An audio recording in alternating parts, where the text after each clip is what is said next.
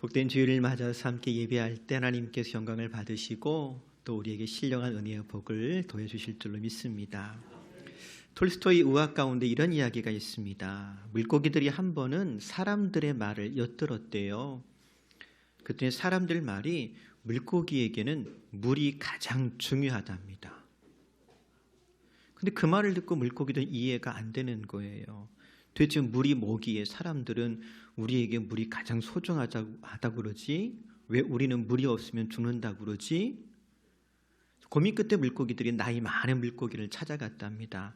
그리고 물었대요. 어르신, 사람들 말이 물이 없으면 우리가 살 수 없다고 그러는데 도대체 물이 뭐예요?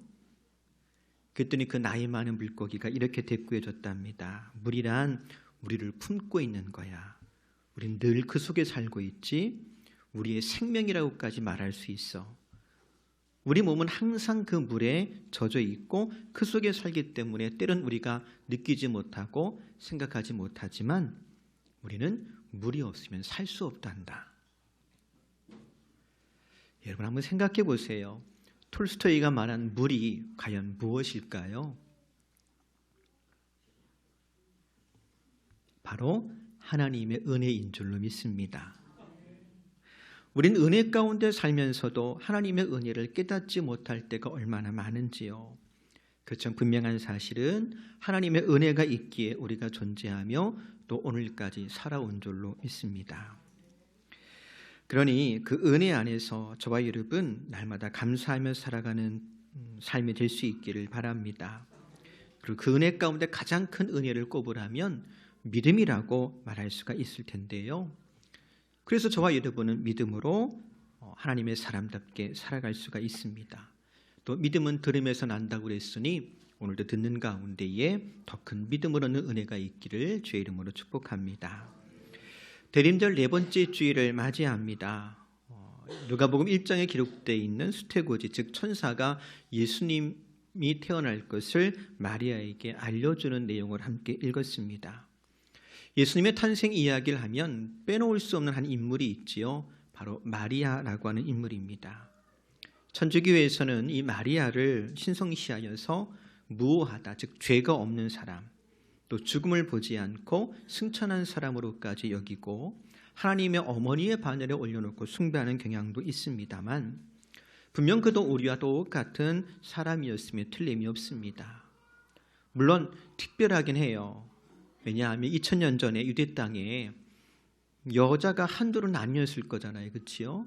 근데 그 많은 사람들 가운데 하나님께서 마리아를 택하신 거 보면 그 택하심이 특별함을 우리가 생각해 볼 수가 있습니다.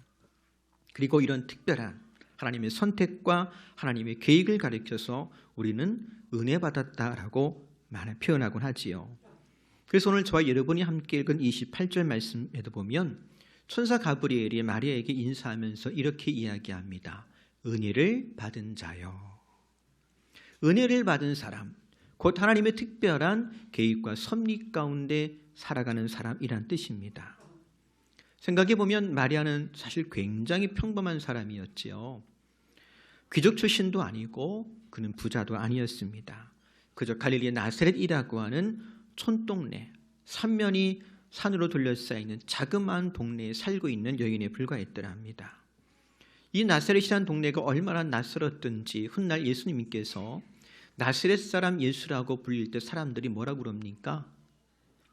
나사렛에서 선한 것이 나겠느냐 할 정도로 아주 주목받지 못하던 그런 동네였습니다. 근데 천사 가브리엘은 그런 너무나도 평범한 마리아를 찾아가서 그녀가 하나님의 가장 특별한 사람 되었음을 알게 합니다. 특별히 그걸 어떻게 표현하고 있느냐 같이 한번 해볼까요? 주께서 너와 함께 하시도다.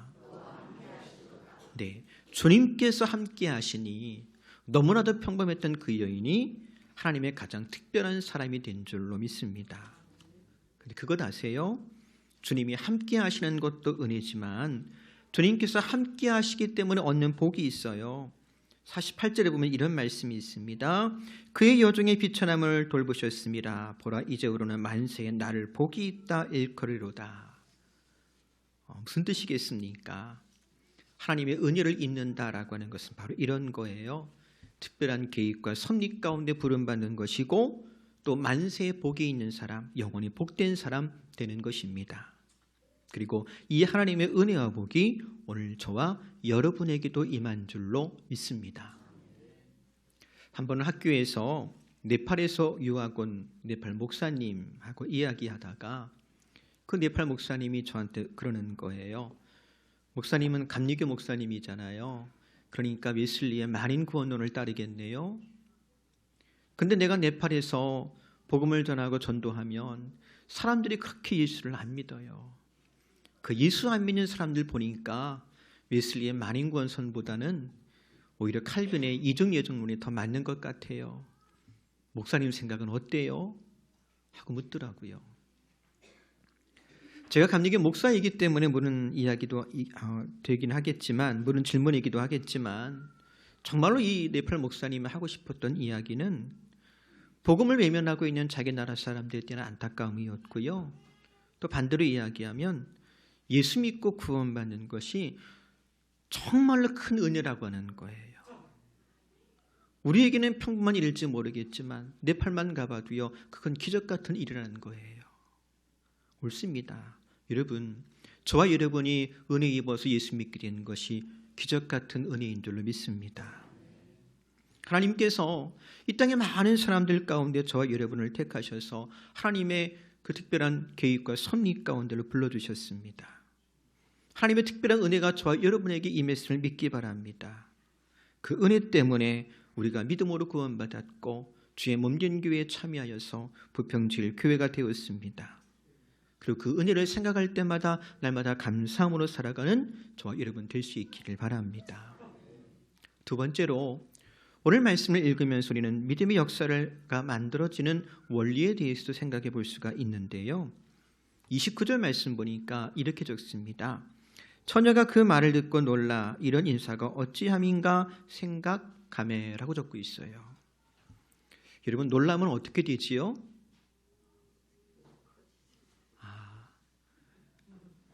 놀라면 자빠져요. 놀라 자빠진다면서요. 근데 마리아는 천사의 방문을 받을 때 놀라 자빠진 것이 아니고 어떻게 했더랍니까? 1번 놀랐어요. 2번 생각했대요. 그렇게 적고 있잖아요. 도대체 마리아는 어떤 생각을 했을까요? 28절의 말씀을 한 번 더 볼게요. 그에게 들어가 이르되 은혜를 받은 자여 평안할지어다 주께서 너와 함께 하시도다. 천사가 마리아에게 전한 인사말인데요. 우리 성경에는 좀 빠져 있지만 원어 성경을 그대로 번역하면 기뻐하라 은혜를 받은 자여 주께서 너와 함께 하시도다입니다. 같이 한번 해볼까요? 기뻐하라. 혹시 기뻐하라 그러면 여러분은 어떤 성경 말씀이 제일 먼저 떠오르지요? 네, 항상 기뻐하라. 데살로니가 전서 말씀이고, 또 기뻐하라. 내가 다시 말하노니 기뻐하라. 이런 말씀도 떠오르지요. 빌립보서 말씀이에요. 맞아요. 적어도 예수 믿는 사람이라면 기뻐하라 그러면 이런 성경 말씀이 떠오를 거예요. 근데 그것 아세요? 마리아는요, 구약 성경의 사람입니다. 그렇지요? 우리처럼 신약 성경을 접해보지 못한 사람이고 아마 부모로부터 혹은 안식일날 회당에 가가지고 구약 성경을 들었을 거란 말이지요. 구약 성경만 알고 있는 여인에게 기뻐하라 그러면 어떤 성경 말씀을 떠올렸을까요? 그 말씀이 어떤 말씀이냐면요, 스가랴 9장 9절이에요. 시온아 따라 크게 기뻐할지어다. 예루살렘에 따라 즐거이 부를지어다. 보라, 내 왕이 내게 임하시나니 그는 공의로우시며 구원을 베푸시며 겸손하여서 나귀를 타시나니 나귀의 작은 것 곧 나귀의 새끼니라. 또 구약 성경만 알고 있는 사람에게 기뻐하라 그러면 어떤 말씀을 떠올리느냐? 스바냐 3장 14절 이하 말씀이에요. 시온에 따라 노래할지어다. 이스라엘아 기쁘게 부를지어다. 예루살렘 따라 전심으로 기뻐하며 즐거워할지어다.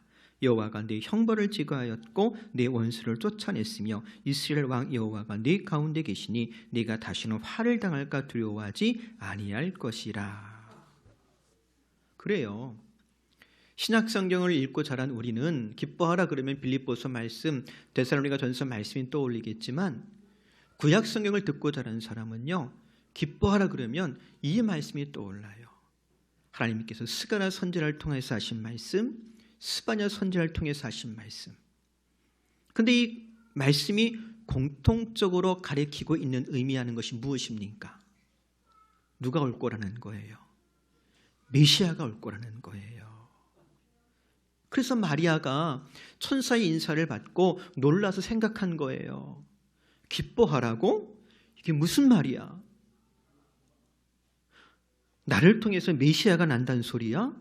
어떻게 그럴 수 있지? 난 아직 남자를 알지 못하는데. 이런 본문의 전개가 이해되세요? 적어도 마리아는요, 천사가 전하는 말의 의미를 충분히 이해할 수 있을 정도로 하나님 말씀에 대한 기본적인 지식이 있었다는 거예요. 정리하자면 비록 마리아가 나사렛 갈릴리 촌동네에 사는 정말 평범한 여인인지 모르겠지만 그가 하나님의 크신 역사에 참여할 수가 있었던 것은 하나님의 약속의 말씀을 기억하는 사람이었기 때문입니다. 다른 말로 좀 표현해 본다면 하나님의 말씀을 붙잡고 살았기 때문이에요. 하나님은 그런 사람을 통해서 일하십니다. 오늘도 그렇게 일하시는 줄로 믿습니다. 하나님께서 저와 여러분에게 믿음이라고 하는 큰 선물을 주셨잖아요. 근데 그 믿음이 능력이 되고 하나님의 역사를 만들어갈 동력이 될 때가 언제냐? 하나님의 말씀을 만날 때입니다. 그냥 막연하게 알고 믿는 것이 아니라 하나님의 말씀에 기초를 쌓고 그 말씀이 구체적으로 우리 삶의 이유가 될 때 비로소 우리는 하나님의 사람으로 쓰임받을 것이고 살아계신 하나님의 역사를 경험하게 될 줄로 믿습니다. 생각해 보세요. 마리아가 천사의 방문을 받았을 때 몇 살쯤 되었을까요? 유대인들은요, 여자 나이 12살쯤 되면 약혼을 해요. 그리고 1년쯤 지나면 시집을 가요. 왜 12살, 13살이냐면 여자분들은 그쯤 나이가 무엇을 의미하는지 아마 알 거예요. 그러니까 이때 마리아도 지금 우리 식으로 좀 표현해 본다면 초등학교 6학년, 중학교 1학년, 2학년쯤 된 거예요. 근데 그 나이에 충분히 하나님께서 메시아를 보내실 것이라는 약속의 말씀을 그가 이해하고 있었습니다. 천사가 전한 말씀을 들을 때 그 말씀 가지고 생각할 줄 아는 사람이었더랍니다. 그래서 누가복음 1장 31절 이하에 보면 보라 내가 잉태하여 아들을 낳으리니 그 이름을 예수라 하라. 그가 큰 자가 되고 지극히 높으신 이의 아들이라 일컬어질 것이요 주 하나님께서 그 조상 다윗의 왕위를 그에게 주시리니 영원히 야곱의 집을 왕으로 다스리실 것이며 그 나라가 무궁하리라. 이사야 선지자를 통해서 하셨던 그 말씀을 천사가 와서 다시 전해주는 거예요. 근데 이 말씀 역시 마리아에게는 익숙한 말씀이에요. 알고 있는 말씀이에요. 그래서 이 말씀을 들을 때 마리아가 어떡합니까? 38절 보니까 보소서 저는 주님의 여종이오니 당신의 말씀대로 제게 이루어질 것을 믿겠습니다. 내가 믿습니다. 우리 식으로 좀 표현한다면 그가 아멘 한 거예요.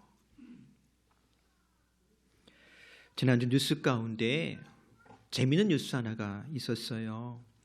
그림을 보면 저게 뭐지요?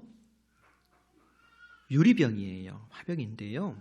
미국에서 있었던 일입니다. 제시카라고 하는 여인이 중고 매장에 가서 저 유리병을 발견했어요. 돈 좀 되겠다 싶어가지고 마음속으로 주인이 10,000원 정도 부리면 하나 사야지 했는데 주인이 5,000원만 내고 가져가라고 그래요. 그래서 가져왔어요. 근데 이 유리화병이 옆에 있는 사진 나오지만 이탈리아의 유명한 건축가인 카를로 스카르파의 디자인 작품이라는 거예요. 그래서 이것이 경매로 넘어가서 얼마에 팔렸냐면 10만 7천 달러, 우리 돈 1억 3,890만 원. 3부에는 조금 놀라는 분이 있으시네. 1, 2부는 뭐 1억 정도는 뭐 반응이 없으시더라고. 이 제시카란 여인이요, 중고 매장 가서 이 유리 화병을 발견했는데 화병을 뒤집어 봤대요. 그때 화병 밑에 M이라고 쓰여 있더래요. 찍혀 있는 거예요. 그 M이란 글자를 보자마자 아하, 이게 이탈리아의 유리공예의 본고장인 무라노 섬을 의미하는구나 라고 하는 것을 알고서는 이거 돈 좀 되겠다 싶어 사온 거예요. 그렇지만 설마 하니 얼마요? 여러분, 이게 우연일까요? 행운일까요? 네, 그 제시카란 여인의 눈에 이 병이 띈 것은 우연일 수 있고 행운일 수 있을 거예요. 근데 병을 뒤집어 보고 거기에 M자가 새겨져 있는 걸 보고 아하, 이것이 이탈리아의 유리공예의 산지인 본고장인 무라노 섬을 의미하는구나 라고 하는 지식이 없었더라면, 그치요? 지식이 없었더라면 이런 일은 일어나지 않았을 거예요. 보세요. 우리 생각에는 이제 중학교 1, 2학년 된 여자아이가 아멘했다고 뭘 알고 아멘했겠어 싶을지 모르겠습니다만 아니요, 알고 한 거예요. 그래서 성경은 놀라 자빠졌다라고 표현하지 아니하고 놀라서 생각했다라고 지금 우리에게 전해주고 있는 거예요. 다른 말로 좀 표현해 본다면 그의 연수함과 상관없이 마리아는요, 천사가 하나님 말씀을 전할 때에 말이 통하는 사람이었어요. 물론 앞으로 나에게 일어날 일들을 예측해 본다면 두렵기도 했겠지요. 결혼하지 않은 여자가 아이를 잉태한다면 부정한 여인으로 낙인 찍혀서 돌에 맞아 죽을 수도 있습니다. 그러니 그 짧은 순간에 얼마나 많은 생각이, 계산이 머릿속에 스쳐 지나갔을까요? 하지만 그 모든 말씀에 마리아가 아멘 했더랍니다. 여러분, 우리도 살아가면서 생각 많이 하지요. 계산도 많이 하지요. 이렇게 하는 것이 유익할까? 저렇게 하는 것이 나한테 유익할까? 또 때로는 하나님의 일을 한다고 하면서도 손해보지 않기 위해서 저울질할 때가 얼마나 많은지요. 하지만 신앙생활은 기본이 참고 인내하는 거잖아요. 믿음으로 순종하며 희생하며 봉사하면서 우리가 믿음의 길을 걷고 있지 않습니까? 혹 우리가 믿음의 길을 걷는다 하면서도 손해보기를 거절한다면 아마 그 다음부터는 말이 통하지 않는 사람들 거예요. 누가 그러대요. 세상에 제일 답답하고 힘든 일이 말이 안 통하는 사람하고 사는 거라고. 보세요. 마리아의 생각은요, 차원이 달랐어요. 놀랄만한 소식, 어쩌면 위험할 수도 있다라는 그 말씀이었지만 하나님께서 선지자를 통해 주신 약속의 말씀들을 먼저 생각했더랍니다. 이걸 가리켜서 믿음의 생각이라고 정의할 겁니다. 그리고 천사가 전해준 그 말씀에 아멘했습니다. 말씀에 기초한 선택이라고 정의할 수가 있을 겁니다. 믿음의 생각이요, 말씀에 기초한 선택을 가리켜 우리는 성숙한 믿음이라고 부를 수가 있을 거예요. 어떻습니까? 또 한 해가 지나가잖아요. 우리는 얼마나 성장했으며 얼마나 성숙했는지요? 성경은 마리아의 믿음을 세례 요한의 어머니 엘리사벳의 입을 빌어 이렇게 칭찬합니다. 누가복음 1장 45절인데요. 주께서 하신 말씀이 반드시 이루어지리라고 믿은 그 여자에게 복이 있도다. 오늘 저와 여러분도 복 있는 사람 되기를 다시 한번 주의 이름으로 축복합니다. 말씀 정리합니다. 오늘날 마리아에게 예수를 잉태하고 출생하게 하신 것처럼 능치 못하심이 없는 하나님께서 저와 여러분에게 특별한 일을 시작하셨습니다. 바로 믿음을 선물로 주신 것입니다. 믿음을 선물로 주셔서 우리 부평제일교회를 불러주시고 그리스도의 몸된 교회가 되게 하셨습니다. 얼마나 감사한지요. 그리고 선물로 받은 우리의 믿음이 주의 말씀과 만나는 역사가 있기를 바랍니다. 지금도 주 하나님은 말씀을 통해 일하시고 우리에게 말씀을 공급하십니다. 들을 귀가 있어서 주의 말씀이 우리 삶을 통해 구체적으로 성취되는, 그래서 저와 여러분의 삶이 하나님의 역사가 되는 복이 있기를 다시 한번 주의 이름으로 축복합니다. 기도하겠습니다. 하나님 고맙습니다. 크신 은혜 가운데 우리에게 믿음을 선물로 허락하시고 교회가 되게 하시니 감사합니다. 이제 믿음 위에 말씀을 더하게 하시어서 하나님의 역사를 이루어가고 경험하는 복된 인생 되기를 소망합니다. 우리의 삶을 주장하시고 이끄시고 인도하여 주옵소서. 예수님의 이름으로 기도합니다. 아멘.